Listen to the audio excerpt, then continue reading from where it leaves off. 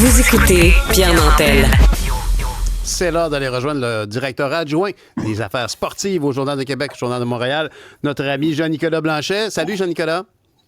Salut Pierre, excuse-moi, il faut encore parler du Canadien. Là. J'essaie de faire les choses différemment, là, mais on va encore parler du Canadien. Ben, regarde, moi je pense qu'il y a des sujets intemporels, le Canadien. C'en est un, il y a des gens qui font rien que ça, tous les jours. et factuellement, en plus, aujourd'hui, tu arrives avec un dossier qu'on prend pour acquis que ici, il y a des équipes professionnelles qui vont recruter des joueurs dans d'autres pays. Ça fait longtemps qu'on va chercher les joueurs du côté de l'Union soviétique. Mais là, maintenant, là, on s'en va en Russie aujourd'hui pour aller chercher un joueur pour le Canadien. C'est ce que tu voulais nous raconter. Ben, en fait, cette histoire-là, elle n'a aucun lien avec le sport. Là. Dans ça, ça va bien au-delà du sport. Là. Ce qui arrive présentement, c'est que, c'est que on sait, les joueurs russes, évidemment, ils viennent jouer en Amérique du Nord depuis très longtemps. Ça a commencé avec à l'époque où là, c'est des menaces, c'est le crime organisé, c'est comme, mais là, maintenant, c'est plus comme ça, là, mais là, depuis le début de l'invasion de la Russie de l'Ukraine, par la Russie, effectivement, c'est plus difficile, là, dans le sens que la Russie veut garder ses joueurs, mais ils finissent par revenir, mais il y a des contrats béton qui permettent aux joueurs de rester en Russie quelques années avant de venir, puis il n'y a plus d'entente. Là. Donc, si on repêche un joueur qui est sous contrat en Russie, il va falloir attendre si c'est un contrat de 2 ans, là, à moins de briser son contrat. Mais ce qui arrive, c'est que le Canadien a repêché 5e au total, Ivan Neminov, qui est un joyau, là, tu sais, Pierre, je pense que t'es pas un grand fan de hockey, mais tu vas voir, ce gars-là, c'est un magicien sur la glace, là, tu sais, puis il y a beaucoup d'espoir pour lui, puis ça fait partie, je dirais, de la reconstruction du Canadien, c'est un élément clé. Et lui, il faut arriver l'an prochain. Je veux juste comprendre, faut que je comprenne, Jean-Nicolas. Donc, ça s'organise comment, ça? Il y a un repêchage à l'international, puis le Canadien a pu mettre la main sur ce joueur-là, M. Demidov.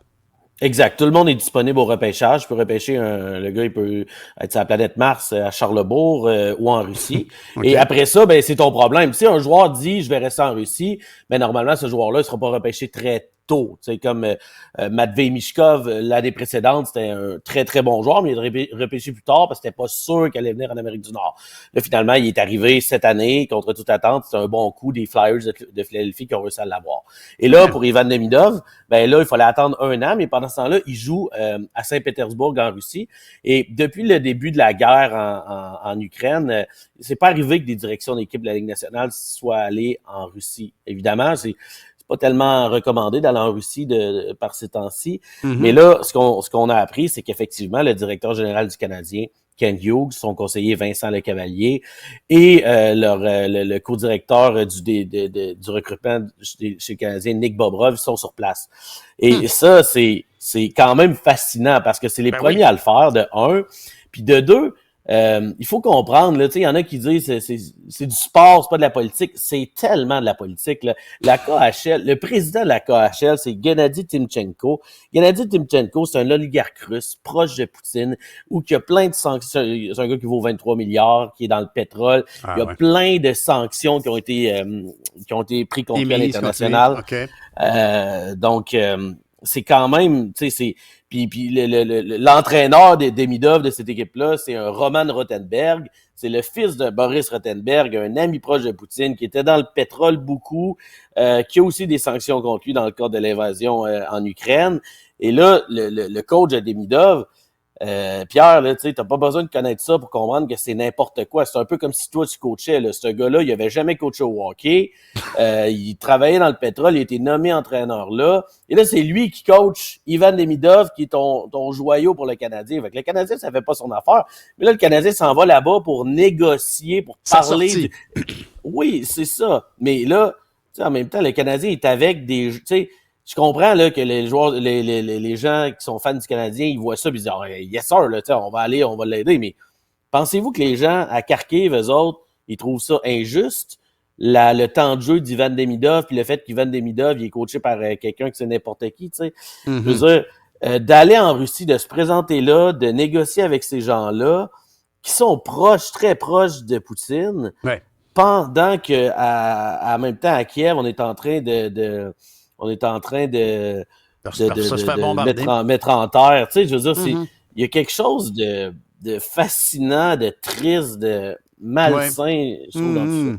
Puis c'est comme si, c'est triste, fascinant et malsain, mais c'est surtout comme un sens des valeurs déplacé de se dire, bon, oui, on va aller négocier avec ces gens-là qui font des gestes de guerre, qui créent tant de souffrance, puis on s'en va négocier avec eux quelque chose pour obtenir un joueur qui va nous aider à reconstruire le Canadien. Ah, c'est ça, tu sais, c'est comme... Puis pour aller en Russie, tu as besoin d'un visa particulier, c'est pas facile. Il faut que tu sois invité, en d'autres termes, là, tu sais, pour aller là. Donc, clairement, le Canadien était invité. Nick Bobrov travaille pour le Canadien. C'est un Russe qui vient de ce coin-là, qui vient de Saint-Pétersbourg. Son père travaille pour l'organisation. OK, mais, tu sais, c'est juste que je pense... Puis là, tu sais... C'est vrai que c'est n'importe quoi ce qui se passe avec Demidov, mais je veux dire, il n'est pas dans un goulag, là. Tu sais, je veux dire, je comprends. Il va survivre, c'est correct. Là, puis toi, ce que tu saisis mieux que moi, c'est que c'est un peu comme une dépêche pour négocier l'extraction du joueur d'un contexte qui le met en danger un peu pour le Canadien.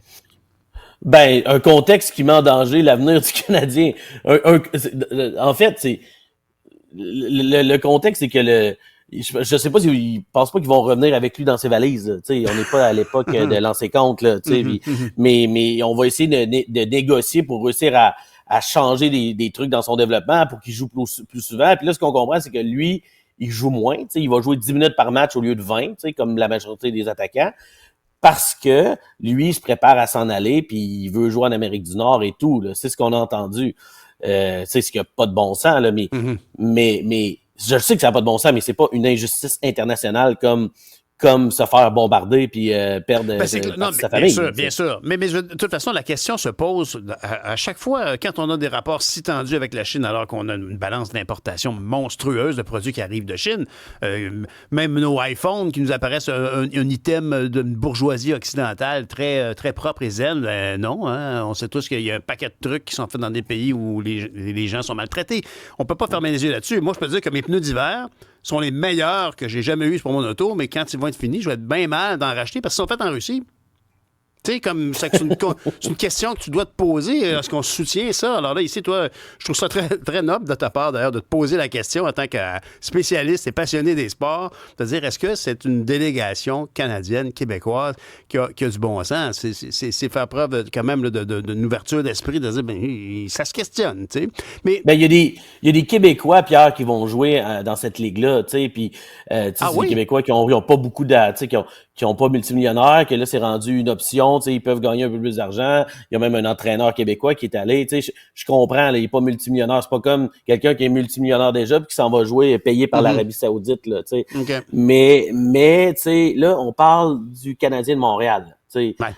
On parle de plus qu'un individu, là, c'est ça que je trouve. Mais Jean-Nicolas, pour les gens qui nous écoutent, qui s'y connaissent pas trop, là, est-ce que tu es capable de me vulgariser en 2 minutes à peu près comment ça fonctionne? Quand tu me dis, premièrement, il y a des ligues de hockey là-bas. C'est comme le hockey junior majeur au Québec, par exemple. Donc, il y a des ligues de hockey là-bas qui sont très rentables, importantes pour la population, peu importe, qu'ils sont en Russie, en Ukraine ou ailleurs. Ce sont des équipes de hockey. C'est important pour des communautés de se rassembler autour d'un match sportif, etc.